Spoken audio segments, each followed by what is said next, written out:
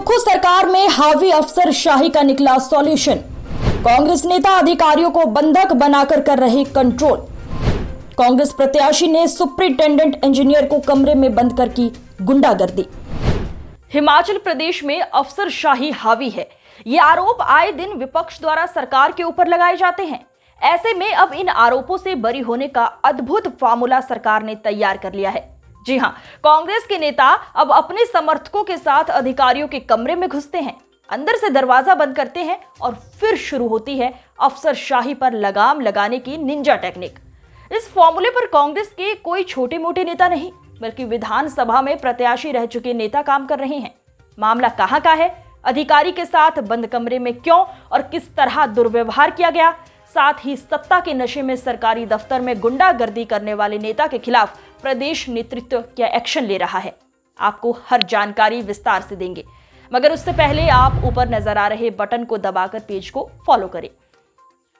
दरअसल मामला मंडी जिले के जोगिंदरनगर विधानसभा क्षेत्र का है, जहां से बीजेपी के प्रकाश राणा विधायक हैं और कांग्रेस के प्रत्याशी थे जीवन ठाकुर, और इन्होंने ही अफसरशाही को कंट्रोल करने के लिए इस निंजा टेक्निक का आविष्कार किया है। दिन भर का काम निपटाने के बाद एक्सिन कार्यालय के सभी कर्मचारी कामकाज बंद कर घर जाने की तैयारी कर ही रहे थे कि अचानक से कांग्रेस पार्टी के 20 से 25 कार्यकर्ता को लेकर जीवन ठाकुर वहां पहुंच जाते हैं।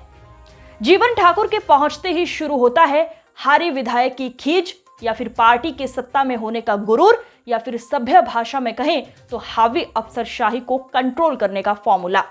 इन 20 से 25 लोगों में से एक अधिशासी अभियंता यानी सुपरिटेंडेंट इंजीनियर के शर्मा का बाजू पकड़ लेता है। फिर दूसरा व्यक्ति पानी से भरे जग को इंजीनियर साहब के टेबल पर पटक देता है और फिर जग को उनकी कुर्सी के पीछे फेंक देता है। फिर अधिकारी को सभी लोग धमकाते हैं कि अगर हमारी बात नहीं मानी तो तुम्हें कार्यालय से बाहर फेंक दिया जाएगा। अफसरशाही कंट्रोल करने के इस एक्सपेरिमेंट पर 17 मिनट तक कार्य किया गया। इस दौरान इंजीनियर साहब को ना ही कुर्सी से उठने दिया जाता है और ना ही कमरे से बाहर निकलने दिया जाता है। इस दौरान इंजीनियर स्वयं को असहाय महसूस करते हैं और किसी तरह कार्यालय के अधीक्षक को कॉल करते हैं और फिर कड़ी मशक्कत के बाद कांग्रेस कार्यकर्ताओं से दरवाजा खुलवाया जाता है। फिर सुधर जाने की चेतावनी देते हुए जीवन ठाकुर इंजीनियर साहब को जीवन दान देकर वहां से बाहर निकलते हैं। उनका यह एक्सपेरिमेंट सफल हुआ या नहीं, इस विषय में विस्तृत जानकारी प्राप्त करने के लिए हमने उन्हें 4 बार कॉल किया। पूरी घंटी बजी, लेकिन नेताजी शायद एक्सपेरिमेंट रिपोर्ट लिखने में व्यस्त रहे होंगे, इस कारण फोन उन्होंने रिसीव नहीं किया। इस पूरे प्रकरण को लेकर एसपी मंडी के समक्ष शिकायत दर्ज कराई गई है। मीडिया से बात करते हुए उन्होंने बताया कि अच्छी बात है, पुलिस में शिकायत दर्ज करवा दी गई है। अपना बचाव करते हुए उन्होंने कहा कि वो धमका नहीं रहे थे, बल्कि विनम्रता से अनुरोध कर रहे थे। इस विषय को स्थानीय भाजपा विधायक ने विधानसभा में भी रखा है। अब आपको इस पूरे विवाद की असली कहानी बताते हैं। दरअसल इस पूरे विवाद का कारण लडभड़ोल उपमंडल का कार्यभार बैजनाथ के सहायक अभियंता को देना बताया जा रहा है। पीडब्ल्यूडी के लडभड़ोल उपमंडल का कार्यभार बैजनाथ के एसडीओ को सौंपा गया है, जबकि जीवन ठाकुर ये कार्यभार किसी और को देने की मांग कर रहे थे।